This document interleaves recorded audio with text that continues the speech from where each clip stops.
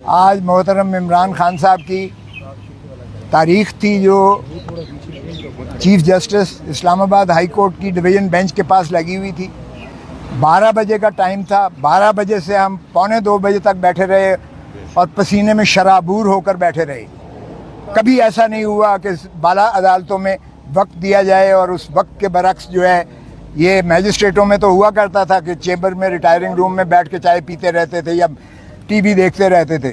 High کورٹوں میں کبھی ایسا نہیں ہوا تھا. میں نے شکایت بھی برملا کی, اگرچہ چیف جسٹس صاحب نے اس کی معذرت کی, لیکن میں نے کہا جی یہ کٹسیز ختم ہو گئی ہیں. ہم آپ کی عزت کرتے تھے, آپ کو ہمارا عزت بھی ملحوظ ہونی چاہیے. ہم پسینے سے شرابور ہو کر جو ہے یہاں 2 گھنٹے سے بیٹھے ہوئے ہیں اور آپ نے جو ہے ٹائم دے کے ابھی نہیں آئے. اور پھر میں نے ان کو بتایا کہ خان صاحب کے ساتھ یہ ایڈیشنل سیشن جج جیل میں جا گیا ہے انسپیکشن کرنے کے لیے, اور اس نے لکھا ہے کہ خان کے کمرے کے باہر جو ہے وہ لگا ہوا تھا کیمرہ لگا ہوا تھا, جو ان کو نہانے کی جگہ اور جو ان کو انخلاء کی جگہ تھی وہ کھلی تھی. یعنی شرمناک جو ہے, شرم آنی چاہیے ان کو کہ ایک کوئی بھی ہو, سابقہ وزیر اعظم ہو یا کوئی بھی پریزنر ہو, کیا اس کی آپ اس طرح سے پرائیویسی میں کیمرے نکال کے اس کو نہاتا دیکھیں یا وہ اپنا انخلاء کے لیے جائے اور آپ اس کی جو ہے اس طرح سے تصویریں کیمرے میں دیکھتے پھریں. یہ آج تک نہیں ہوتا دنیا میں, یہ ہو رہا ہے عمران خان کے ساتھ. اور پھر اس نے کہا کہ ایڈیشنل سیشن جج نے رپورٹ دی ہے جو میں نے آج پیش کی ہے اس عدالت میں, عدالت عالیہ میں, اور اس نے کہا ہے کہ انہوں نے مجھے شکایت کی, تنگی کی ساری. اب اندازہ کیجئے گا حکومت اس کو بیٹر کلاس دے رہی ہے. جو سزا ہے وہ سمپل امپریزنمنٹ ہے, مشقتی سزا نہیں ہے, سادہ سمپل امپریزنمنٹ ہے جو سزا دی ہے. اور اوپر تو رہا یہ کہ اس کو بیٹر کلاس دی ہے اس لیے کہ وہ اسٹیٹس کے مطابق دیتے ہیں. وہ سابقہ وزیر اعظم ہے اور ایسی جگہ پہ اسے رکھا ہوا ہے اٹک جیل میں جو جانوروں لائق بھی نہیں ہے جہاں رکھا جائے. تو یہ جو ہے میں نے اس کو دی ہے, بتائی ہے اس کو. اور کل میں نے خان سے ملنا بھی ہے, اس لیے کہ ان کی طرف سے ایک ریکویسٹ آئی تھی کہ آپ ضرور پلیز ملیے گا. تو میں نے آج ان کو بتایا ہے, جو چیف صاحب نے اجازت تو دی ہے. آج جب شروعات ہوئی بحث کی تو وہ وکیل صاحب آ گئے ایک مدعی کی, پتہ نہیں اس کے لیے کون انتظار کر رہا تھا. مدعی کے وکیل صاحب وہ ہیں جو میرے شاگرد کے شاگرد ہیں, جو وزیر قانون کے, اور ماشاءاللہ وہ شروع دن سے, پہلے دن سے وہ وکیل ہیں مدعی کے, پہلے دن سے الیکشن کے وہ سارے ٹرائل میں موجود ہیں. اور کہتے ہیں جی مجھے تیاری کے لیے وقت چاہیے. تو جج صاحب نے کہا بھائی تم تو خود بیچ میں رہے ہو, 2 ہفتے چاہیے مجھے. میں نے کہا سبحان اللہ, جب ہم نے مخالفت کی تو کہتا ہے 10 دن دے. تو پھر میں نے کہا جناب جج صاحب بہت اولیاء, اس دن جب میں نے پہلے دن آپ کو بحث کی تھی, آپ نے اپیل سماعت کے لیے منظور کی تھی, اسی دن آپ کو معطل کر دینی چاہیے تھی سزا, اسی دن آپ کو سسپینڈ کر دینی چاہیے تھی سزا. پھر بھی آپ نے باوجود نوٹس دیا شارٹ ڈیٹ کے لیے, اور وہ تب اس لیے نہ لگ سکا کہ آپ بوجہ علالت چیف جسٹس صاحب بیماری کی وجہ سے عدالت نہیں کر پا رہے تھے, جس وجہ سے تساہل ہو کر آج لگی تھی. میں نے کہا جی یہ تو نہیں ہو سکتا, اس لیے کہ یہ آپ میری زندگی کا حق مجھ سے چھینا لیں, جو اللہ کے ہاتھ دی ہوئی ایک انعام ہے انسان کو, اور آئین میں اس کا تحفظ کیا گیا ہے, آئین میں اس کا تحفظ کیا گیا ہے. اور یہ ہر دن ہر لمحہ جو میرا گزر رہا ہے یہ میری زندگی سے کاٹ رہے ہیں آپ, جس کا کسی دنیا میں کسی شخص کو, کسی عدالت کو اختیار نہیں ہے, کیونکہ یہ بنیادی حقوق سے متصادم ہے. اور میں نے کہا جی یہ دیکھیں کہ فساد کی سب سے بڑی جڑ, اس سارے گناہ کی جو ایک شاخسانہ ہے وہ تو ہے الیکشن کمیشن آف پاکستان, جس نے یہ فیصلہ دیا کہ عمران خان جو ہے وہ 62-63(1) میں یہ ڈسکوالیفائی ہو گئے ہیں, یہ نااہل ہو گئے ہیں, اور آگے لکھ دیا کہ ان کے خلاف جو ہے فوجداری مقدمہ بھی قائم کیا جائے. اچھا اب اندازہ کریں کہ وہ آرڈر لاہور ہائی کورٹ میں چیلنج ہوا اور اس میں ایڈمٹ ہو گیا ہے, اور اس میں کہا گیا کہ کوئی اس کے خلاف کارروائی نہیں کی جائے گی, کوئی کارروائی نہیں کی جائے گی اس کے پاداش میں. اور دیکھیں کتنے کھلے ننگے طور پر اس کا پروسیکیوشن بھی ہوئی اور سزا بھی ہوگی. اور پھر میں نے کہا جی آپ جورسڈکشنل انکیپیسٹی ہے.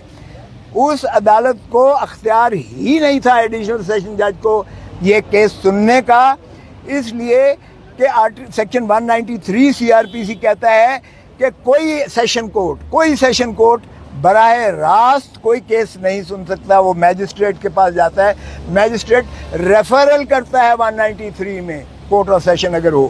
اور میں نے 2022 سپریم کورٹ منتھلی ریویو کا حوالہ دیا ایگزیکٹ اسی نقطے پر انہوں نے سیشن کے آرڈر کو سیٹ اسائڈ کر دیا ایگزیکٹ اسی پر. تو پھر میں نے کہا جی یہ تو سارا ٹرائل ہی جو ہے غیر آئینی ہے اور یہ اس کی سزا جو ہے وہ کالعدم ہے اور یہ نان ایسٹ ہے.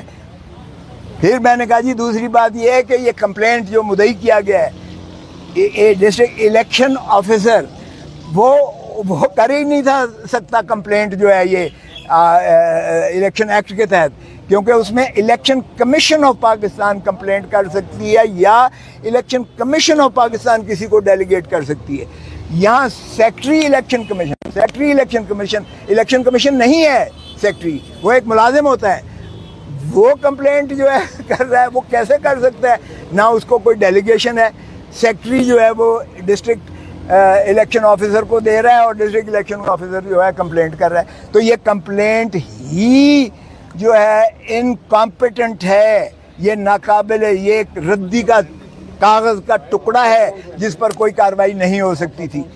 اور پھر میں نے کہا جی اس میں بھی لکھا ہوا ہے 120 دنوں کے جو ڈیکلریشن جو فارم, یہ مجھے کوئی توشے خانے کی سزا نہیں دی گئی, یہ سزا اس چیز کی دی گئی ہے کہ آپ نے جو ڈیکلریشن دیا ہے, ہر MNA دیتا ہے, میں خود 10 سال دیتا رہا ہوں, 31 دسمبر کو دینا پڑتا ہے اور وہ 30 جون پچھلے سال کا جو آپ کے محاصل ہوتے ہیں, جو آپ کے ایسٹس اینڈ لائبلٹیز ہوتی ہیں, اس کا آپ ایک گوشوارہ دیتے ہیں الیکشن